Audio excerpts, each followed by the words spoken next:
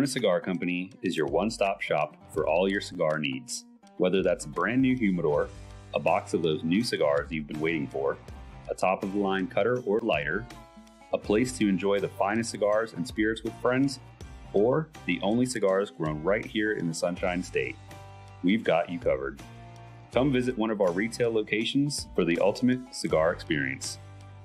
Visit us online at coronacigar.com. How about that cigar? How about that cigar? Ladies and gentlemen, welcome to the Corona Cigar Studios for episode 193 of How About That Cigar Live. Guys, thank you so much for joining us live on Facebook, live on YouTube, and if you're listening after the fact on the audio podcast, thank you so much for making How About That Cigar a part of your regular podcast rotation. Again, here in the beautiful Corona Cigar Studios, episode 193. So Garrett, the Minnesota Wild moved up to number 2 in the division. I don't get it. I mean, so we're right behind Dallas. Yep, and ahead of Avalanche. Yeah. Basically, we have, we've done a little better work in the last few weeks. Well, last week, I'll say.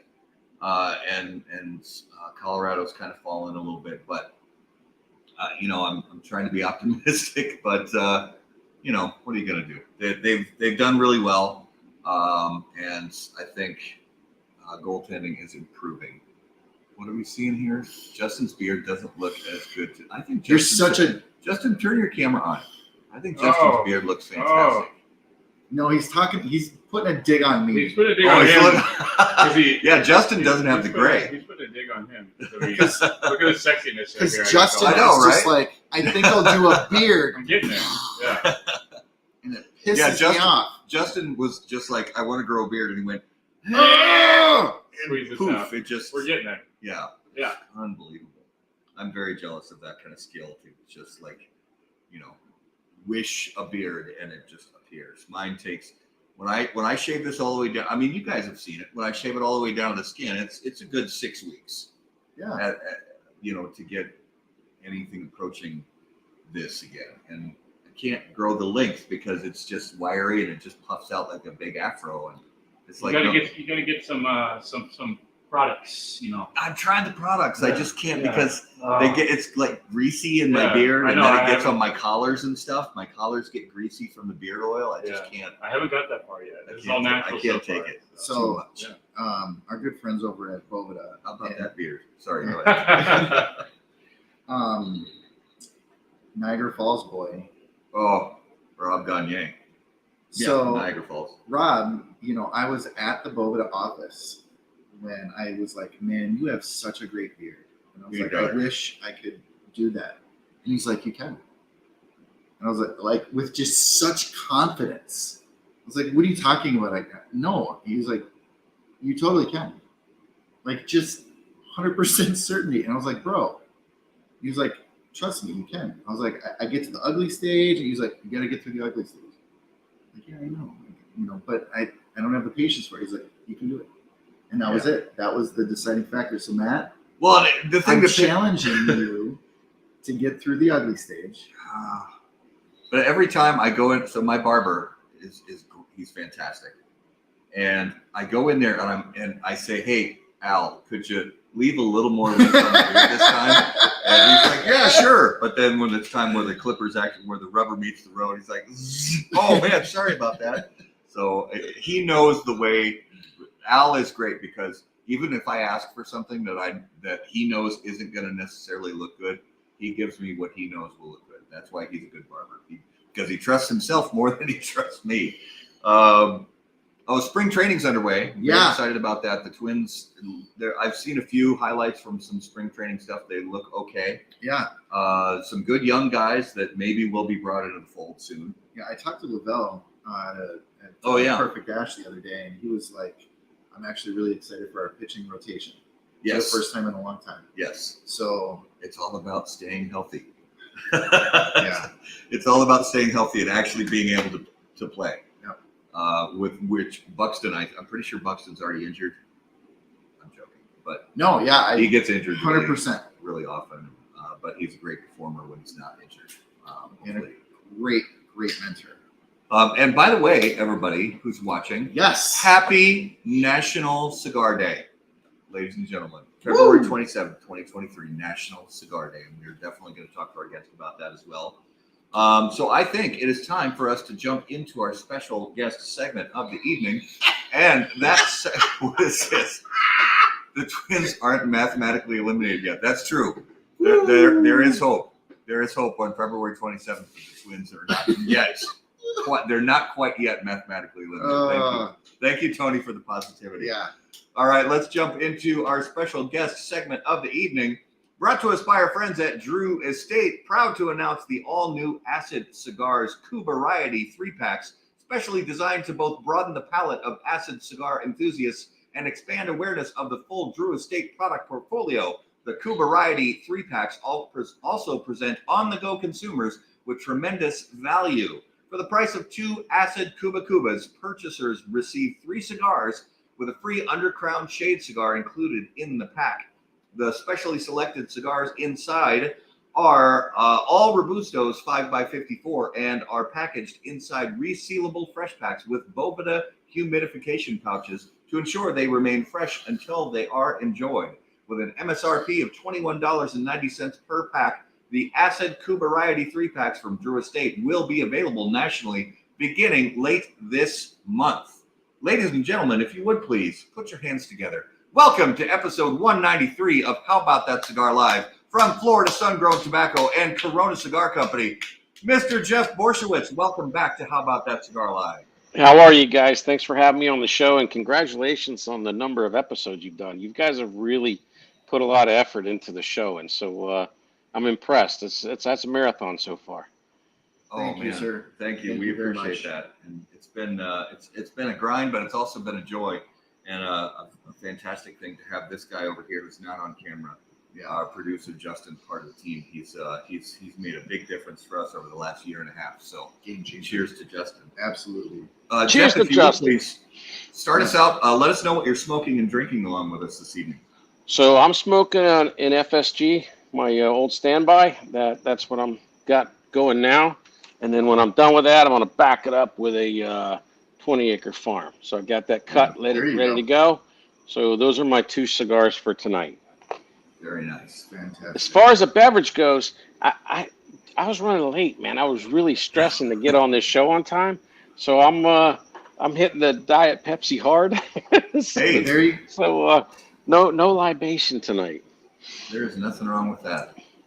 I'll make up for it on mine. I've got some Four Roses single barrels, so I'll make Nice. up for You know what? We just picked another Four Roses. I think it was Monday. I was in Tampa last Monday with Tommy, and we picked another Four Roses barrel. And I bring that up, comment about this because we've been doing single barrel bourbons since 2008, and Four Roses was our first single barrel bourbon that we did. It wasn't our first single barrel whiskey. Our first single barrel whiskey, actually, the pioneers of that program, believe it or not, was Jack Daniels. And then Four Roses came in right after them, and they've got a cool program because they have 2 different mash bills and 4 different yeasts. So there's a lot of different varieties of their individual barrels of bourbon that you can work through. So they probably have the most diverse single barrel bourbons, period, in the industry. Yeah, I would say that's right on point. And the place where it kind of veers for me, not to get on a bourbon tangent, but the place where it kind of veers for me when they get into the small batch select from Four Roses, which I still enjoy greatly. I think it's a great bottle. But it's more of a blend. They pick the best of some, maybe a half dozen different barrels and put it together. But it's still typically has that kind of I don't know. Sweetness tends to be a good characteristic that I can rely on from Four Roses. They tend to have sweeter, obviously naturally sweet kind of back ends to them. Yeah, it depends on the yeast and the mash bill, though. They've got a high rye and then a lower rye, so it depends on which one. But there's all different. Like I said, there's so many different combinations. Great distillery. Absolutely. Well, I was just finishing up my pregame cigar, but I think it is time for me to get to my starring cigar of the evening. And I'm going to fire that up right now on the Dunbarton Tobacco and Trust toast candle. I have the El Baton from our friends at J.C. Newman Cigar Company. I'm going to fire that up right now. When lighting your cigar, it is important to be patient, pay close attention to detail, and focus on the tobacco. In the same way, Steve Saka brings those same qualities to ultra-premium cigars of Dunbarton Tobacco and Trust. Patience, close attention, and focus on the tobacco are the qualities that Saka and Dunbarton Tobacco and Trust have become known for. From Sober Mesa to Umbagog, Dunbarton is a blend that will fit your palate, your mood, and any occasion. Visit DunbartonCigars.com to learn more. Oh, yeah. So, yeah, we are all, the crew is smoking the J.C. Newman Baton, and this is my first run with this cigar. Oh, is it really? It is. Oh, yeah. It's a nice cigar, good price point. I like it a lot. Mm-hmm. And I'm pairing mine with a 2023 vitamin water. Hey, that's good for you. Yeah. So that El Baton's a pretty strong cigar for me. It definitely sneaks up on you. At least it sneaks up on me. Does it? Uh-oh. It's not over the top. I just listen. I'm a lightweight when it comes to full body I am cigars, too. but I like to think that I can, smoke 5 diggers in a row, but I'm not that guy. Matt is. I have a weird, but don't go by me. I'm weird. I could smoke a double Haro Chisel with coffee in the morning, and it's like no big deal. I'm weird. Don't go off of my palate. It's like me with spice. Yeah, you're allergic to spice. No, I'm spice levels like I can triple habanero, scorpion. Yeah, you love that stuff. So Jeff, welcome back to the show. Happy National Cigar Day. I'm glad there is a National Cigar Day. I'm sure. I don't know. 10 years ago, we probably wouldn't get away with that. They'd have somebody boycotting us for it. At least now we have At least we have one. Yeah. Well, and I also like to think of they have the I think it's the American Lung Association that still does the National Smokeout.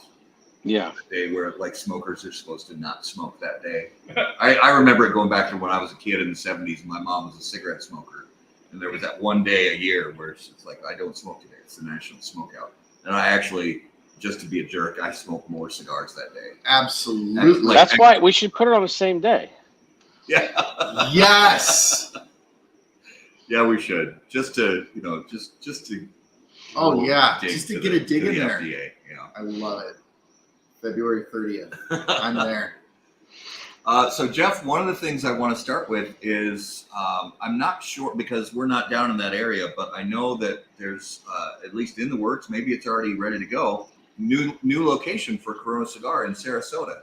Yeah, that's been going on forever. It feels like to me. It's been about 2 years in the works, and we are slowly approaching a completion of the construction. It's been this is the fifth store, sixth. We opened a warehouse too, but out of all the stores and everything, this one's taken the longest. It's been the most frustrating. COVID has caused some serious delays when it comes to anything construction wise, and then Florida's economy is just booming. So many people moved down here, so the construction industry on the residential side was white hot, and construction on the commercial side was pretty strong too. But we're finally getting through it. Mill workers were there today, bringing in. There's a lot of mill workers, the guys that do the cabinets and all the fixtures like that, and the bar and things like that. So they've taken forever, but it's coming along, and hopefully, I don't know, maybe next couple months we'll be open. That's my goal. But I tell you what, I never ever talk about. People say, "When's the grand opening?" So I'll tell you when the grand opening is, when we actually get it open, because there's a lot of things where monkey wrenches can get thrown in, especially when it comes to like your final inspections. And there's trust me, there's little things that can pop up. Well, and let's talk about a few of these things, because I think it's important for consumers to realize. I've worked with several different retailers who have gone to either open up their first or multiple location, and the amount of red tape that one goes through in order to open up a just either retail or retail and lounge. So Jeff, talk a little bit about what that process looks like. So this store, we had more red tape than ever because Sarasota is one of those communities where it's small, wealthy, and a lot of what I call curtain twitchers, people that are always looking out the window. And so in order to get the zoning variance for what we do, it went under what was called a nightclub. And some people, just when they hear that word, a lot of people, I don't want a nightclub. People, banging music and drunks running around. But the reason we fall under nightclub is because we don't have a restaurant. So there's only two categories. You're either restaurant or nightclub. So anyway, and then the fact where you had to go through those things during COVID made it easy for an individual to stick a stick in the spokes of progress, because normally someone would have to go to city council meeting. It means they have to leave their house and go sit in the chambers and wait as the agenda slowly grinds throughout the day, and then speak or oppose or whatever. Well, when they started doing it on Zoom, anybody could just easily just click, I'm in the meeting here and I want to oppose it because I don't like smoking. And that's what happened to us. So we were able to get through it, but that really gummed up the process, because once somebody complains, there's another process that the city has to go through, and then you have to do their due diligence and everything else. So anyway, we went through it all, but it delayed it by 1 whole year. We've never had that happen before. But again, it's one of those old ladies that doesn't like, she's like, I don't like smoking anywhere in the city. I don't think you should be able to smoke a cigar on the street. That's one of those types. And so, you got to battle that, but we get through it. Now, all I can tell you is that it could be worse. I mean, I just read something about the state of West Virginia, that they're having to, pass something through their state legislature just to be able to have a cigar bar, to even where it's legal. And so there's a lot of states. I know North Dakota just went through something like that too. So fortunate we live in a state where you can have a cigar bar, because there's plenty of states where you can't. And so yeah. So I consider us fortunate. Listen, these little, I don't want to call them little, but these obstacles, they are what they are. At least we have the ability to do it. I really feel, I don't want to use the word sorry for, but I think it's a shame. I think it's a travesty of justice that folks that want to have a cigar bar in a state and you're not allowed to do it. To me, it's just crazy. I just don't understand how a government can have that much overreach to say, hey, guys can't go gather in a place that has cigars and booze together. I mean, it's like, this is nuts. But as you can see, that there's a lot of states that happened, and the reason why is because those, American Cancer Society and Lung Association and Tobacco Free Kids are very well funded. They get tons of money off of the tax of cigarettes, and they get tons of money from kids running Relays for Life and all this other stuff. They don't realize that those monies they think they're going to research. They're not. They're going to things like keeping you from being able to have a cigar bar in your state. So anyway, that's the challenges that a lot of states have. Yeah, a lot of that money goes to, like you said, they're lobbyists, because lawyers are expensive and lobbyists are lawyers. Now, I remember hearing a story from Glenn Luke years ago that he's seen multiple times throughout his career and throughout his life as a cigar smoker, especially in DC, where some morning there will be a vote on something that directly affects the rights of cigar smokers, and there will be a handful of our own politicians who will vote no on something, or they'll vote in some way that is detrimental to the rights of premium cigar smokers. And then later that exact same night, you'll see them at the cigar shop. Yeah, that's not unusual. Well, I'll tell you why it happens, though, is because they take the easy route out. and the one thing about anything when it comes to politics, whether it's local, state, or federal, showing up is 9/10 of the battle there. If the politicians see any opposition, they back off a little bit. But if it's unopposed, they'll vote. No problem, no problem, no problem. But once it actually gets into dialogue and things, people start talking back and forth about, hey, you know, cigar bars are not the same as whatever you're going after, and you have no data that actually no trustworthy data on the health effects of cigars, trying to say they're the same as cigarettes, because they're not. And the FDA even tried to prove that. And unfortunately, well, actually, fortunate for us, the studies they did verified what we've always said and what monograph number 9 always said, is that if you smoke 2 cigars or less a day and don't inhale, there's zero change in your overall mortality. None. There's no difference. And so, you know, the more studies they do, the more it actually solidifies that and validates what we've always said. So, but unless you're going to educate the politicians about this stuff, they don't know.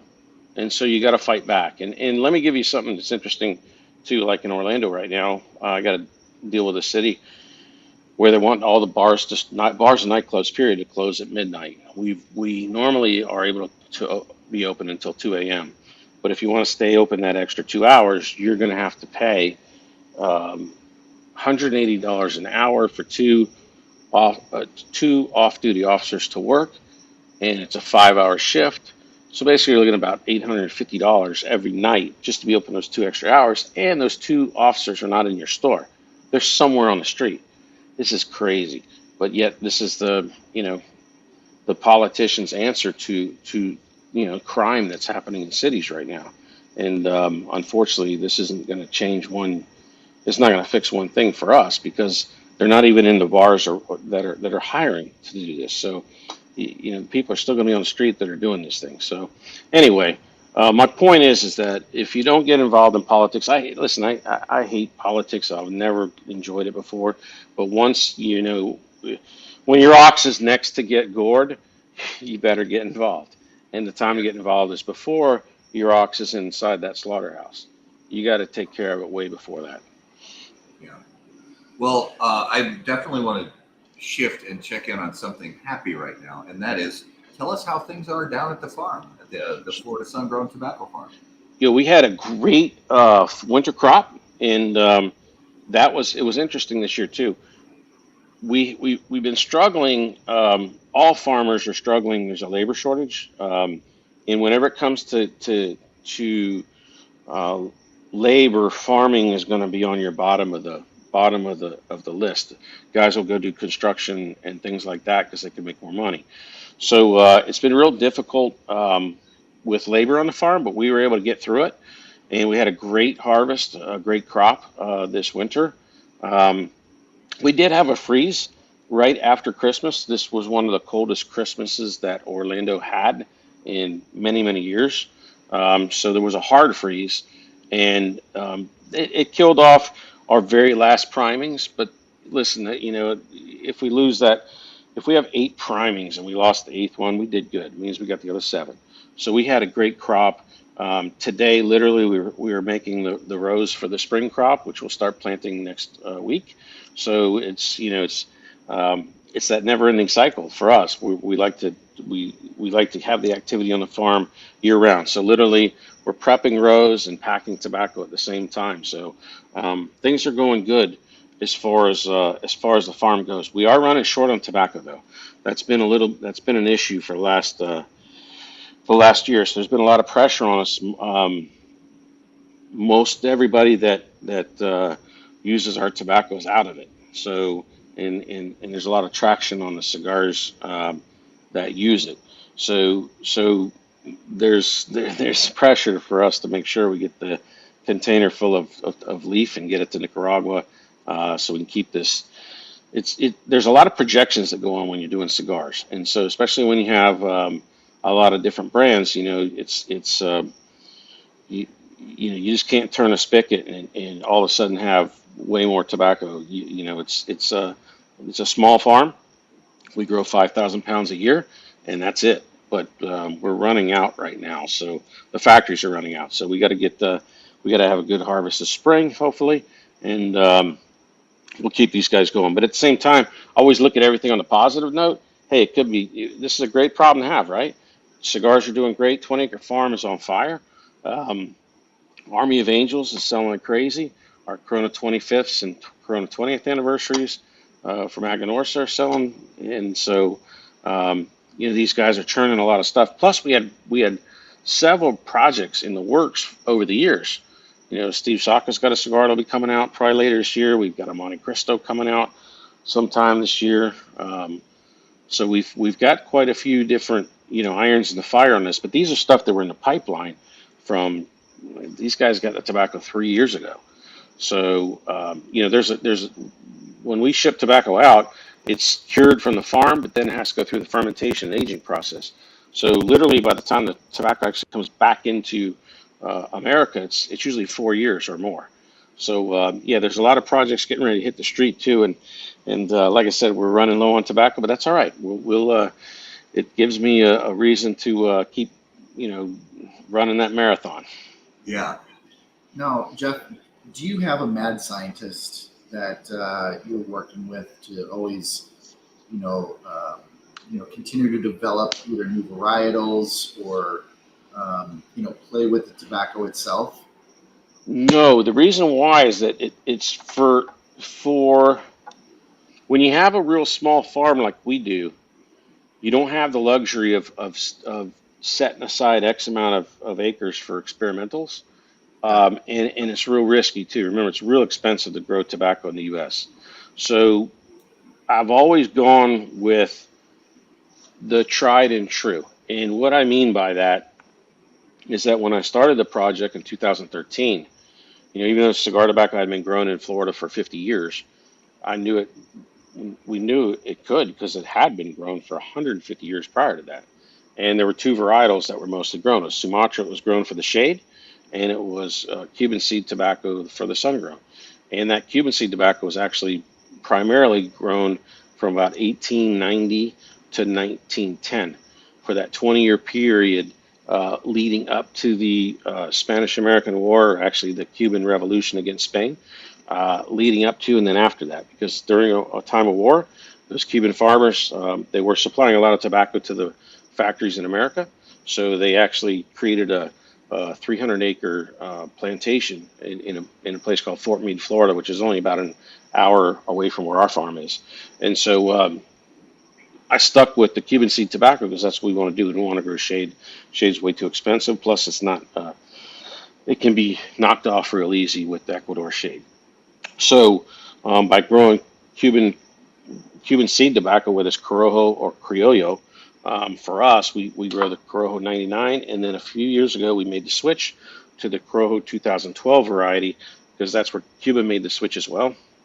And I kind of do whatever Cuba does because our farm is the closest farm to Cuba that's outside of Cuba, and our climate is almost identical.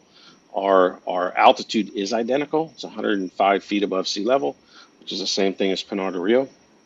Our soils are similar but different. Ours is more of a sandy soil. They have a little more reddish to theirs, but whatever works there works for us. So I don't play around too much. I don't really experiment other than whatever the guys in Cuba are doing is what we're going to do. And so that's why we've always stuck with the Cuban seed Corojo tobacco.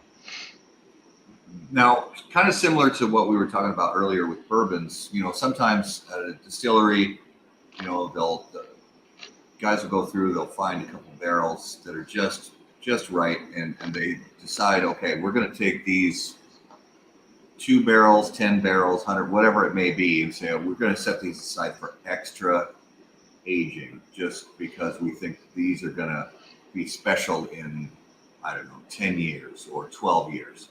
Now, with your tobacco, when it gets processed and sent down to Nicaragua or other places, has there ever been a time that that's maybe somebody gets their hands on some of this tobacco and they say, I'm curious to see what a bale of this is going to age like if I give it a couple extra years or anything like that? Because sometimes we'll hear somebody who say, oh, I got this tobacco that's actually, it was put in the bale like 8 years ago or something, like that. Has there been any Florida sun-grown that's maybe spent a little more time set aside before it was rolled? No, and the reason being is that the factories are out of the tobacco. You know what I'm saying? There's more there's more demand for what the tobacco than what we can keep up with right now. So Yeah. everything, and don't forget, like I said, when we send it to them, it's 3 years before it's in a cigar, so it's hard to forecast. So you can have cigars that just start outselling what we've allocated to each factory. The two factories that get the bulk of the tobacco, number one is Drew Estate for the 20-acre farm and the FSG, and then the wrappers J.C. Newman gets to use on the Americans, and then during that process of uh, of aging and sorting and fermenting the wrappers, anything that gets any kind of damage or anything that doesn't grade out as a wrapper after it goes through fermentation will go into filler for our 25th anniversary. So every leaf is used, and then we always peel off a couple 100 pounds that go to Aganorsa, and 100 pounds to this factory, 100 pounds to that factory. So that's kind of how we do it, and they they use it. You know what I'm saying? Yeah, there hasn't been, even I haven't. Listen, I would love to do what you're saying. We take tobacco and we barrel age stuff on the farm. That's just for our farm rolls. And I would love to have, some barrel aged tobacco that we've had for 5, 6, 7 years. But listen, you go to Colonel Cigar right now, there's no farm rolls. We're out of them. So we're it's the same problem. We're selling more than we can make, and so we're just so yeah. And like I said, it's a good problem to have. It drives me and the guys to make sure we get everything done. Um, but yeah, that's the current thing, and at the same time, it's not one of those things where you want to actually start growing more because it's a lot more work, and it's not we really don't make money on our tobacco per se. It doesn't lose money, but it's not a real money maker. So it's just more work. If we were to increase production, let's say 10,000 pounds, that means twice as much work, twice as much of and it'd be. Matter of fact, we couldn't even do it because even if money isn't a factor, we couldn't do it because the labor's not there to do it. When we ask for 15 guys to come to be on the farm for when it comes time to harvest and hang and sow and everything, we're last 2 years it's been difficult to even get that. So if you're doubling, that means you need to have 30 guys there. Well, if you're having a hard time getting 15, you're not going to get 30. So that's why I'm saying it's there's limiting factors, but I'm okay with that. That's fine. That's it was always meant to be like a micro distillery, if you want to compare it to something. Yeah. We talked to Jeremiah Maripel, and the numbers of yield was shocking to me. Where, let's say for the Don Carlos wrapper, he was looking, telling us numbers of 5%. Oh yeah, wrapper yield is like super low. Yeah, especially coming out of Cameroon, because you got to understand how they handle it there and what Cameroon's like. Cameroon is a totally different. That's a village type of tobacco operation.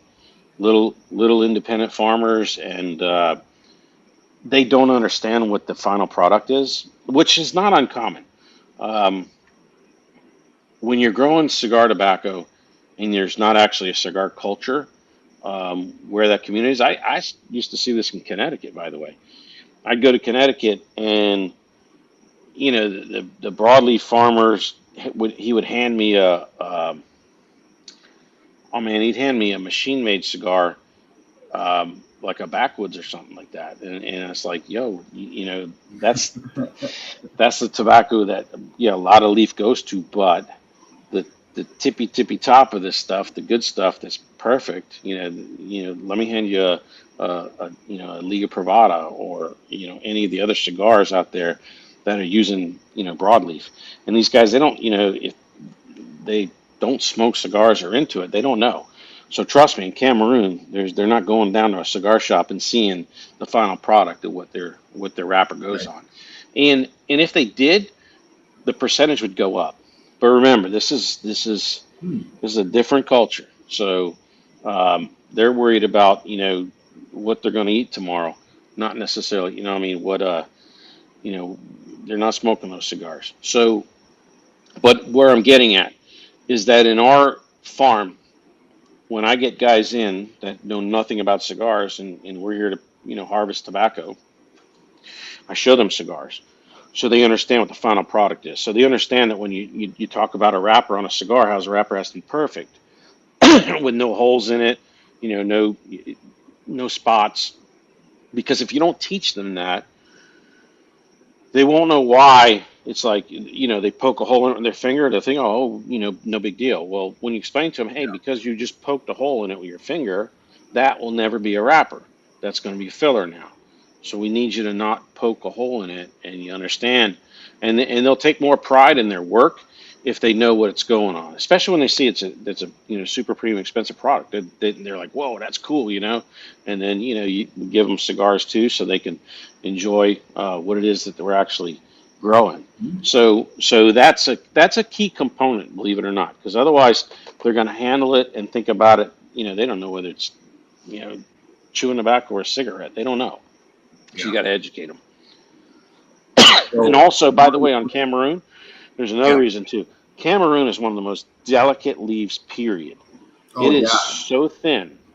Yes. Listen, even as a cigar retailer or a cigar consumer, Cameroon wrappers are tough because they break so easy. And you can go outside, like where you guys are when it's cold out.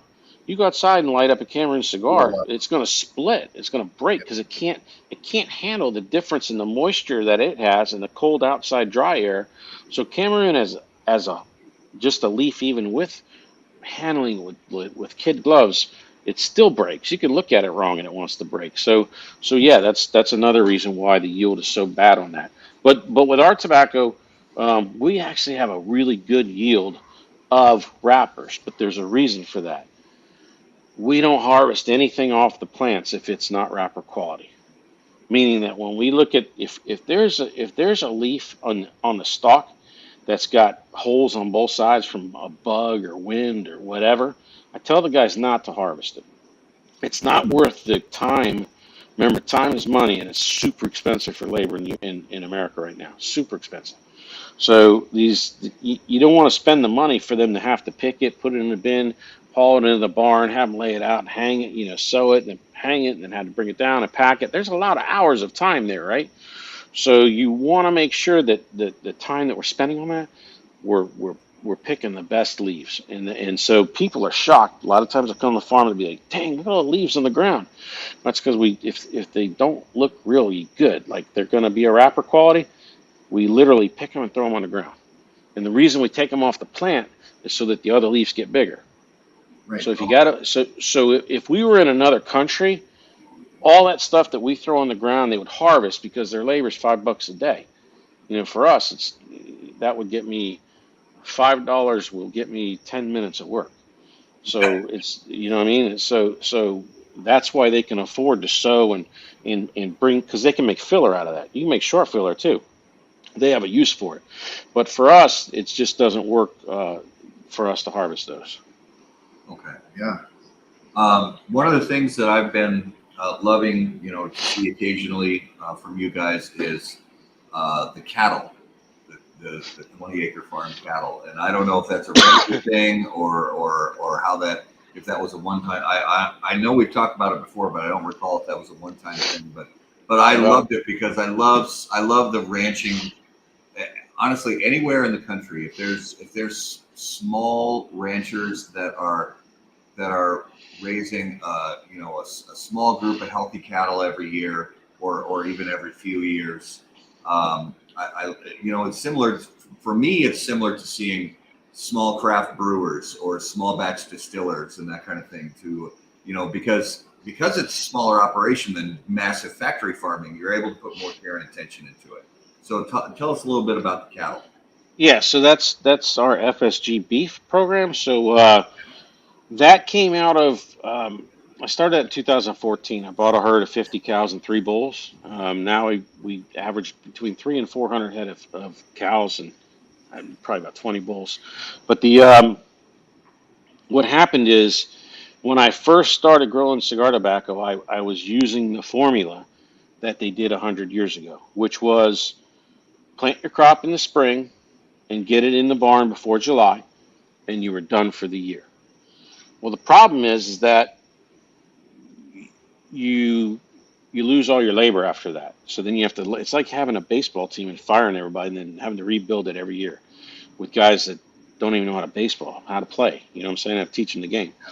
So it was, I had to figure out something to keep this a year-round operation. So that's when I started the beef cattle. But about 5 years after that, we had an accident on the farm, and they sprayed herbicide and killed all the spring crop, and we had to start over. And said, let's do a fall crop, and the fall crop worked out great. So after that's when we changed our entire operation and started doing 2 crops a year, a spring and a fall crop, but making them smaller, and that made it less risky and a lot easier to manage. So but the cattle we keep going with that, and then so with the cattle. Normally, it's called a cow-calf operation. We have all Black Angus, registered Angus bulls, some Angus cows. And Florida is one of the leading producers of what's called cow-calf, this is where beef cattle starts. You got to have the calves that later get sold and get shipped out west to where they go to the stockyards, get fattened up, and then butchered, and you find them in your grocery store. So what happened is that during COVID, there was a meat shortage, and I started seeing these prices going really high for beef, and yet at the market where the cattlemen were selling we sell them at auction. Once you do a roundup once a year, round up your calves and you sell them. The price was like nothing. I mean, the price was terrible, and yet the beef price was through the freaking roof. And so I'm like, man, this isn't very good. So I said, let's go to this local, farm to table concept. And I started working with a local mom and pop beef processor, and we started selling, sides of beef. And so each year we sell about 24 sides of beef, and that's the only way we sell it. We sell you either buy half a cow or a whole cow, one of the two. And in my family, we go through a side of beef every year, and I cook a lot of started doing a lot of these FSG burger and bourbon events and things like that, pairing the cigars with that, and then working with Evan Darnell at Red Meat Lovers Club. He'd always buy a cow, and we'll do a Red Meat Lovers dinner, which is pretty interesting too, because it really allows a chef to show off his skills on when you do a half a cow or they're all steers actually. We just say cow because people understand it better. But when you do a half a steer, you get half of what are called primal cuts, and the other half will be ground beef. So you need to know how to use everything, right? So it's really cool when you see a chef that not only knows how to do brisket and tomahawks and T-bones, but also how they make some cowboy stew, meatballs, sliders. There's a lot of things, and man, he's got a really good guy he works with. So yeah, the beef's been fun too, and also I like it as I find it as it's a little bit of a security blanket too. If I always tell my staff, hey man, if the shit hits the fan and we got no food, I'll feed you with beef. So that's the one thing I like. So we kind of going back to the whole cigar bar discussion. We raised our hands when you were talking about states that don't. It's not legal to sell tobacco products and alcohol under the same roof. And we've had, we've had guys from PCA on the show multiple times. We've had Jim Nash, Minnesota state lawmaker, on the show a few times as well. And Jim was a key player in Minnesota getting our tax cap lowered 5 or 6 years ago. And, along with groups like the CRA and PCA. And we talked to Jim about this. And it's funny because Jim's a really optimistic guy, but about this particular issue, about pushing through something where it would become legal to have a cigar bar in Minnesota, Jim, oddly enough, said it will never, ever happen, which is interesting because, again, he's a really positive outlook kind of guy. Is there any advice that you can give? I mean, I know it's been legal in Florida for pretty much forever, but from a state that doesn't currently have it legal, is there any advice you can give for shop owners and local lawmakers to get together and take the right path to possibly make this happen? So unless it's a Republican-controlled House and Senate, it's not going to go through just because of the health groups have so much money and they tend to spend more money on the Democrats. There's only one, and even then it would be very difficult. A lot of states it's like a one-party system, right? Because it's all Democrats and it's never going to change. Republicans really don't have a voice. The only way it could ever happen, though, is if you had like a real high-ranking Democrat, Senate president, Speaker of the House type of thing, and if that guy wants to have his own cigar bar. That's about the only way it's going to happen. Because then, when you're in leadership like that, you can make things happen. But that's really the only way it would ever do that. And if you are the Speaker of the House, the President of the Senate, you're probably not going to be owning a cigar bar. You're probably going to be working for Pfizer or something like that when you get out of your position and making a lot more money. So that's kind of the only way. Look in California. That's what I'm saying. The only reason, Schwarzenegger had his tent outside, smoked cigars, and that's because he was the governor. But it didn't really help as far as he didn't really roll back anything because it's too hard unless you can flip the state. But it's not. Some states are not going to flip ever. So. And then what you have to do is you got to do the workarounds, which is what they do. Like in Chicago, you got the private club, and you got to pay the dues and bring your own booze, which is challenging because in order to make the numbers work for the guy that's paying the rent, you got to make sure you're selling the memberships, right? And then a lot of people are like, I don't want to spend that money on a membership. Well, then you can't. You know what I'm saying? There's a lot of somebody's got to pay, and so. So yeah, it's out of your state. I don't know. I think you're gonna be smoking outside, guys. Well, and we fortunately do have the workaround in Minnesota. There are a number of private cigar clubs, at least in the Minneapolis-St. Paul metro area. Yeah. I'd say as far as private clubs, there's 4, maybe 5. I think there's one down in Rochester, by near where the Mayo Clinic is. And none in Duluth. Yeah, I'm surprised there's none in Duluth. I am too, because Duluth is, as far as Minnesota goes, is a decent sized city. Yep. But there's a lot of commerce and that kind of thing. But it is painfully blue.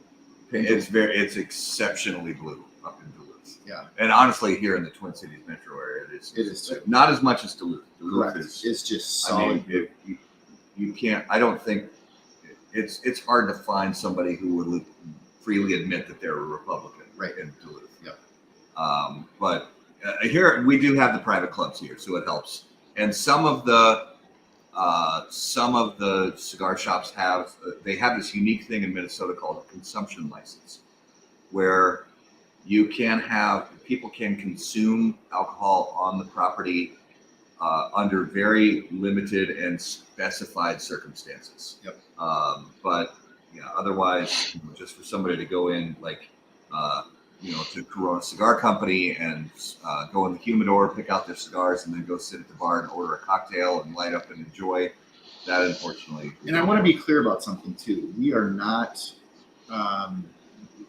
saying that cigar smokers are more conservative or Republicans versus Democrats at all. That is not the case. And in fact, if you consider yourself on Team Blue, I encourage you to reach out to your representatives. Yeah, even more so. Absolutely. And tell them about your stance on cigars. Yeah, cigars should be nonpartisan. And we know Absolutely plenty of Democrat cigar smokers. We know plenty of ultra liberal cigar smokers, and I think that's great. We just have to get on the same page when it comes to personal freedom. Yep. Well, there's always been a lot of Democrats that smoke cigars. It's just that they can't. Like I said, the Democratic Party, you can't go against tobacco-free kids. It's not going to happen. So I don't care. That's why, Glenn would say we would be in Washington D.C. and we'd see the same Democrats that vote against our cigar exemption. They're smoking cigars left and right.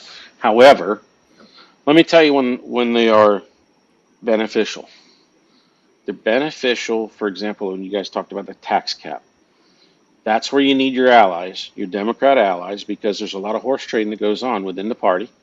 And you're not going to roll back, like I said, the smoking stuff, but they can make a good argument of why a premium cigar should have a 50-cent tax cap versus no tax cap. Because, so that's why it's great to have, you have to have allies in both parties, period. Yeah. But like I said, when you're talking about actually changing something like, hey, let me be able to open a cigar bar, you've got to be realistic on that. Yep. Yeah. Yep. Absolutely. Well, I'm thinking, is it time? Oh, I think it is. I think it's time. All right, guys. It is now time for this week's Numero de los Muertos.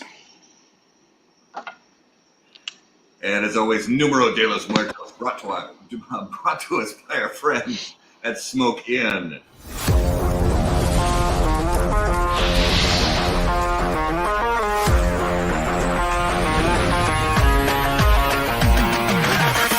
Honest Dave here from Smoke Inn Cigars. It is that time of year again, the Great Smoke 2023 Mardi Gras Madness. Whether you're coming down live or going to be enjoying the event from the comfort of your own home, your ticket price includes this epic package. It's one of our greatest Great Smoke packages in the history of this event.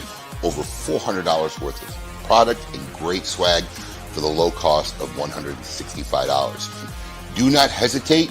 Tickets are selling this year faster than ever.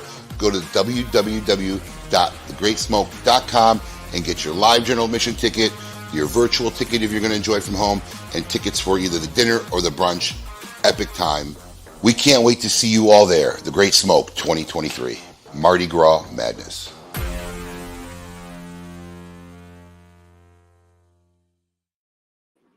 All right. Numero de los Muertos, episode 193. Garrett, what do you have for us this week? All right.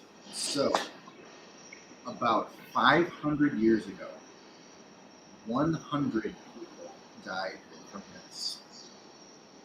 Whoa. Okay, you're taking us outside of the box. Yep. 500 years ago. Yep.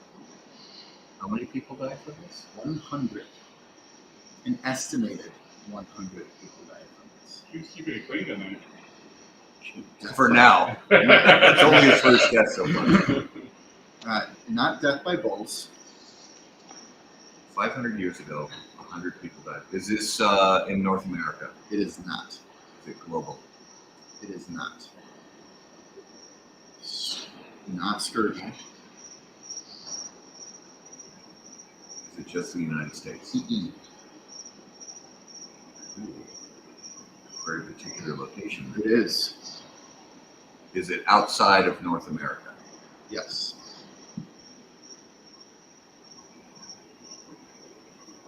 Okay. Wow. What we should just go through. Okay. Is it South America? No. Central America? Europe? Yes. Europe. Okay. I've learned after all these years how to narrow it down. 500 years ago, 100 people died from this in Europe. Swimming the English Channel. That's actually not a bad guess. It's not. It's not it. Sword fights. Oh, that's a great guess. Love it. No. That is a fantastic guess. Not sword fights. Lead poisoning. Another great guess. No. Drinking whiskey. No. I'm gonna have some whiskey. Correct. I already did London Fire. Not the flu.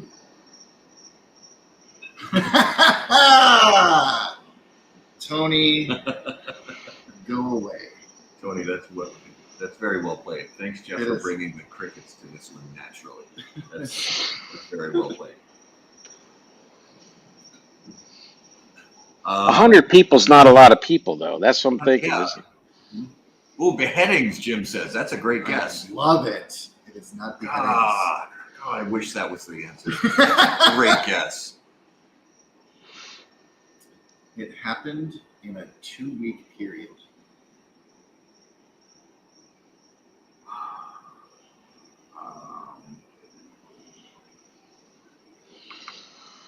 Ooh, childbirth.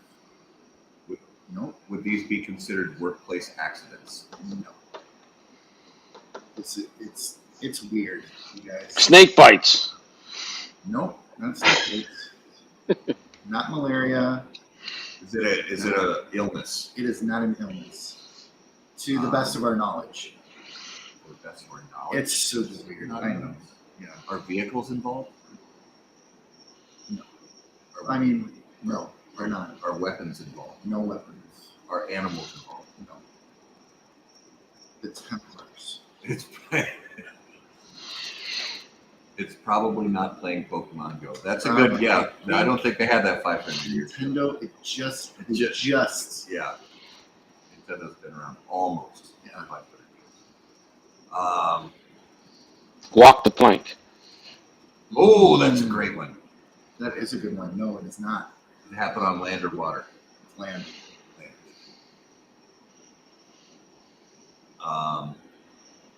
Does it involve ingesting something? It does not. It's not about eating or drinking. So it's not like food porn. Was it an animal attack or anything like that? No animals were involved. No weapons were involved. No animals, no vehicles, no food, no drink. Mm-mm. Crucifixion. Oh, that's a really good one too. Really No. good. Was it? It's God. This is going to sound really stupid, but we've had stuff like this before. Was it related at all to clothing? Kind of. Because we had that one with the neckties where Right. people got choked to death when their necktie got caught in like a. So I will say that Machinery or clothing something. is a factor, but not technically the cause. Okay. Not drought, not fire, not tar and feathering. They froze to death. No, sir. That's a really good guess too.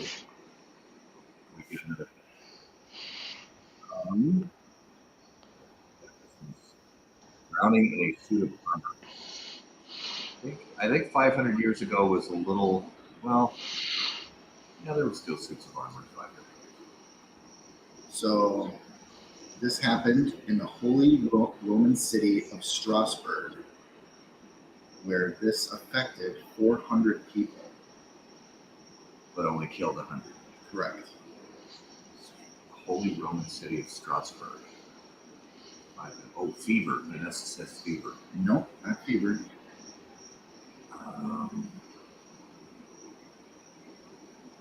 Suffocated. Ooh, suffocation. Not really. No. So suffocation can kind of be a factor, and you'll understand why. Was it something to do with the air quality in the city? No, Was it a fire? no fires. Was it heat exhaustion? That is part of it, yes. Oh, Jeff's on the right track. Because of an activity. Was it the Olympics? No. I like that though. So what would cause heat exhaustion? Doing the Stations of the Cross? Ooh, I love it. No. Is it have something to do with the garb that the religious officials wore? No. Not gladiators. I have it all figured out. Was it? What were they installing a new pope and they were all standing around and they overheated? Yeah. No, I'm serious. Love it. No, yeah, no, you're. No. Nope. But you said it does have. It's sort of related to heat exhaustion and sort of related to clothing. Yes. And it happened in a Was it Catholic have city. anything to do with farming? No. Not exercising, but it is an active. It's an active activity. Anything to do with sex? Nothing. Okay. There you go, Quentin. No. No. There he is. He's back. Anything to do with the church? No, nothing to do with the church. Fire dancing, no, but you're like almost there. Anything to do with witchcraft or religion at all? Mm-mm. Cooking. Nope. Nope, not sword swallowing. We're not going to touch that. Distilling? A steam brewing? bath. Nope. Boats? Nope. Armor? Mm-mm. I am so. You have to give us another hint here. This was becoming brutal. So not fire dancing, but Water dancing? just Just dancing? dancing. Just like are we talking like the dervishes? Well, no, that wouldn't have been the Holy Roman city of Strasbourg. That would have been more Middle Eastern or Turkish. In July 14th, 1518, a woman named Frau Trophia from the city of Strasbourg in modern-day France left her house and began to dance. And she kept dancing for hours and hours until she finally collapsed, twitching on the ground. The next day, she got up and continued to dance again. And they tried to pray it out of her and bring her up to the mountain. And then all of a sudden, 30 more people in the town started to dance in her stead. And then it became 100. And these people just danced until they died. What? There was 100 people that danced until they died. Wow. All right. So it was a French rave that we didn't know about 500 years ago. Now my question was, how in the hell did you even get to? What led you to even read that strange fact? So I have had to go down unbelievable rabbit holes to have 194 different Numero de los Muertos, and I got to get creative, and so I have several sources now, and this is actually, it's famously known as the Dancing Plague of 1518, one of history's strangest epidemics. But they had a physician at the time who documented this whole thing, and it says they were all doing Molly. Yeah. It's That's possible. probably more accurate. Right. Yeah. Yep. So, Okay. That was one of the most Bizarre. difficult to guess Numero de los Muertos ever. Yep. And I gotta get my voice back. You're not supposed to inhale bourbon. What? That's a no-no in the bourbon world. You don't inhale. Same with cigars. You don't inhale. Yeah, seriously, read the story of the plague of Dancing Plague of 1518. It is a crazy story, and I think it should be made into a movie because it's hilarious.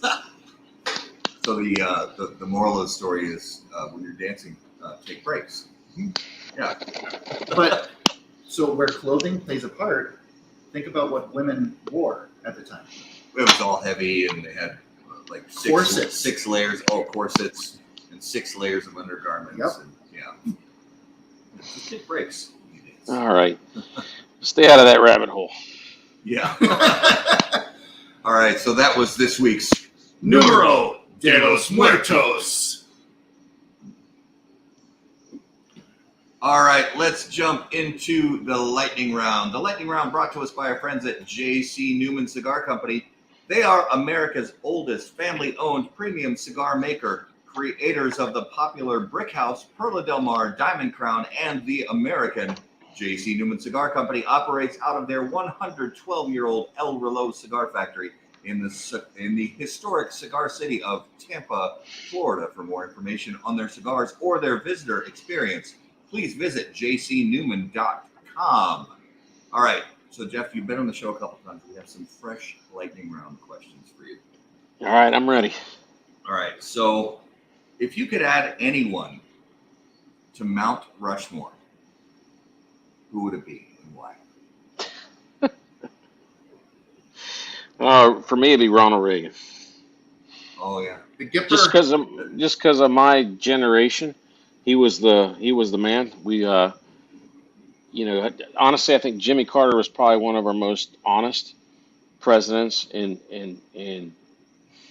I respect him a lot, but his policies were terrible, and America was in a bad spot back then. And Reagan came through, and I just remember as a kid watching the hostages in Iran and the freaking gas lines at my dad's gas station, and the interest was 18%. It was bad. And then yeah, and we were worried about going to war with Russia, and then Reagan tear down that wall, Berlin Wall. People don't shit Berlin Wall. A lot of people don't even realize Germany was split, man. If you tried to go on the other side of that wall in Berlin, you got shot, killed, dead. So yeah, man, he's I don't want to say a hero, but that guy was a great president, and also he was a rancher too. He loved going out and riding his horse, and had his ranch out there in California. So yeah, I like him. Yeah, one of my favorites. All right, so if you were suddenly overnight a billionaire, what would be the first unnecessary thing that you would spend some money on? Probably either a helicopter or a jet. One of the two. Probably a helicopter, just because it would. Man, let me tell you, Florida's getting. There's so many people that came down here. The traffic here really sucks, and I don't know if a helicopter would even fix that. But man, even the country roads are getting freaking traffic jams. I'm not kidding. You go down roads that normally used to have only one or two cars on it. Now there's 20. So yeah, that's probably what I'd have. Big Jet Ranger or something. Yeah, you'd never have to give Abe a ride because he'll never step foot in a helicopter. Yeah. Now, so I would. There is something I'd like. I don't have to be a billionaire to have it, but I wouldn't mind owning a tank. I think that would be kind of fun. Oh, one that actually was not demilled, one that you could shoot and play around with anytime you want and blow stuff up. I think that would be fun. Absolutely. Oh my God, yes. Oh my gosh. All right. Okay, Jeff. The zombies are coming. You get 3 draft picks to be on your zombie apocalypse survival team from the cigar industry. So who 3 people and why from the cigar industry would be on your survival team? Steve Saka would be one. He's a little bit of a prepper. He knows how to shoot too. So Saka would be a good one. I'd say Christian Eiroa, because if shit gets real bad, I want to bug out to his place in Honduras, and he's got a plane, so we could jump in and escape with him. He's a popular on this game. Yeah, but that's like the Alamo, you know what I mean? Where like things are gone, we're getting overrun. We need to jump in the plane with Christian. Who would be a good third one? Probably Norm Hooten from Hooten and Young. Because of his military special ops, and I think he can sew us up if we get shot. So he'd probably be my third guy. Nice. I love it. That's a great team. That is a great team. All right, let's jump into notable smokables this week. And as always, notable smokables brought to us by our friends at Luciano Cigars. Notable cigars, notable passion, notable purpose. So, Jeff, you've been through this before on the show. Each week, we name a cigar that we smoked recently that was notable to us. Now, this could be a cigar that's been on the market for decades that we smoked for the first time in a long time, or it could be a cigar that's relatively new to the market that we smoked for the first time ever. So what was something you smoked recently, Jeff, that stood out to you? Well, I normally am always smoking the 20 Acre Farm and the FSG. The other day, I picked up one of the Sin Compromiso Gran Elefantes, the exclusive that Saka does for us. That's an incredible cigar. It's really, really good.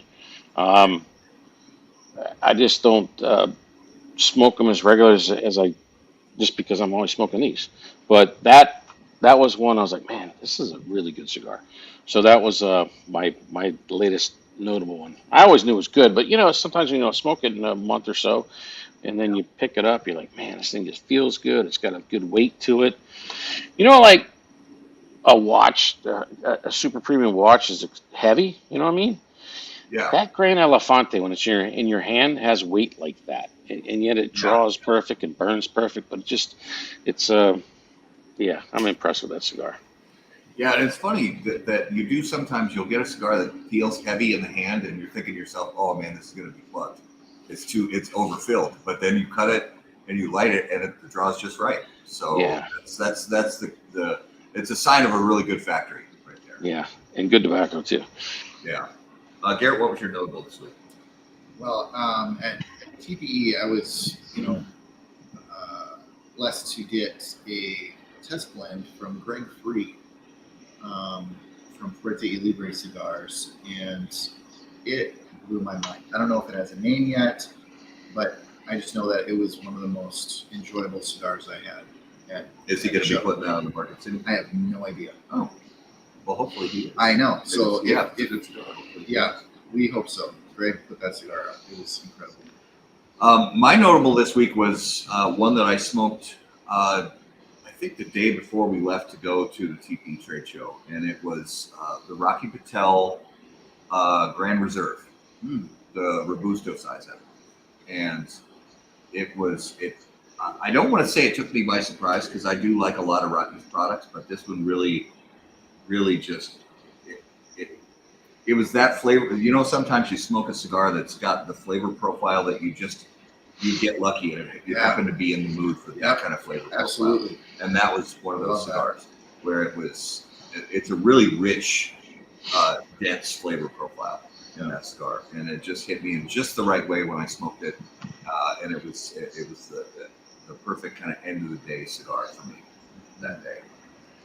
So that was this week's Notable Smokables, brought to you by Luciano Cigars, improving lives through fine cigars. Visit lucianocigars.com to learn more. So let's talk to you guys about some coming attractions we have on the show in the next few weeks. That is brought to us by our friends at AJ Fernandez. And AJ now produces unparalleled premium cigars in Esteli, Nicaragua. The AJ Fernandez portfolio of cigars provides blend strength and flavor profiles to match the preferences of any premium cigar consumer. Whether it's New World, Dios de Gloria, San Lotano, Enclave, or Bellas Artes, you are sure to be satisfied with a premium cigar from AJ Fernandez. So next week on the show, I believe that's March 6th, if memory serves, we're going to have Henderson Ventura from Adventura Cigars. And I want to let everybody know, be sure to go back and check Facebook and YouTube for us on How About That Cigar, to check out all our cigar coverage from the TPE trade show last week. Justin and I just got back from there covering the trade show, so make sure to check out all the interviews we had from there. And for any of our viewers and listeners, we know we have a lot of friends here in the Minnesota, the Twin Cities metro area. If you guys are available tomorrow night, I will be doing a whiskey and cigar pairing tomorrow night. It's called Spirits and Smoke, and that's going to be at Sodi's Cigars in Oak Park Heights, Minnesota, tomorrow night from 5 to 8. And we're going to be pairing the blackened cigar from blackened M81 from Drew Estate with the blackened whiskey. Tomorrow night at Sodi's. So from 5 to 8, that is happening at Sodi's in Oak Park Heights, Minnesota. So Jeff, if you would please give our viewers and listeners an idea, where's the best place for them to keep up with everything going on with Corona Cigar Company and Florida Sun-Grown Tobacco? Well, I'd say Facebook is the best place, just because there's more interaction here. Of course, we're very active on Instagram and Twitter, but really, if you want to see what's going on the most, Florida Sun-Grown Tobacco group on Facebook, or my personal one, Jeff Borysiewicz on Corona Cigar. I will warn you, it's quite political sometimes, but that's the arena that I'm in. When you're doing beef and you're doing whiskey and you're doing cigars, you're on the menu on a lot of things as far as politics goes. If you want to see what's going on, that's the best thing. And then also sign up for, if you want for any deals though, sign up coronacigar.com and go to our email list. You got to get on that, because that's where you get the coupon codes that we do for all the, National Cigar Day or President's Day or whatever. That's where you're going to see that kind of stuff. So those two would probably be your best things to do. Yeah. And to tie into that, if you guys go to howaboutthatcigar.com, right at the top of the page, you're going to see a place where you can click, and there's a discount code there for How About That Cigar. So you guys go, There you go. and it'll take you right to coronacigar.com, and you'll have a nice HBTC discount for you guys as well. So yeah, that puts episode 193 in the books. Jeff, as always, brother, every time we have you on the show, we learn something, and we appreciate it so much because we know you have so much experience in this industry, and we love it, and we are very grateful to you, brother. So thank you for being on the show again. Well, thanks for having me. And again, I appreciate what you guys do. I know it's a lot of work that you with all these episodes, but every voice that's out there talking about the cigar lifestyle and educating the public about what we do, it's a huge benefit because I remember 20 years ago, we didn't have any of these channels where people could talk about cigars. And the only thing you had were the anti-tobacco people telling us how bad we were, and it's like, it's just great that we have people connecting and that common bond that we have enjoying a cigar. We got to get more people in doing that too. More people that smoke cigars together. They practice that lost art of conversation and camaraderie. And so I love what you guys do. Thank you, brother. Thanks, brother. We're all about building a community. Yep. All right, viewers and listeners, guys, thank you so much for being the best part of How About That Cigar Live. Thank you so much for watching us live on Facebook and YouTube and interacting with us throughout the show. If you're listening after the fact on the audio podcast, thanks again so much for being a part of it. Make sure to subscribe so you never miss an episode. Make sure to follow us on all social media at HBT Cigar. If you guys have questions for us, email us on the website, howaboutthatcigar.com. And of course, until we see you guys next time, burn cigars, Not bridges. See you guys. Thanks, everybody. Any comments, opinions, viewpoints, or statements presented or uttered by guests on the HBTC podcast, HBTC live video streams, and all other media from HBT Media LLC are solely those of the individual and do not necessarily represent the opinions or viewpoints of How About That Cigar or its parent company, HBT Media LLC, any of our advertising partners, or the premium cigar industry. The primary purpose of How About That Cigar is to entertain and to encourage activity and growth within the community of people who enjoy or want to learn about the enjoyment of premium cigars.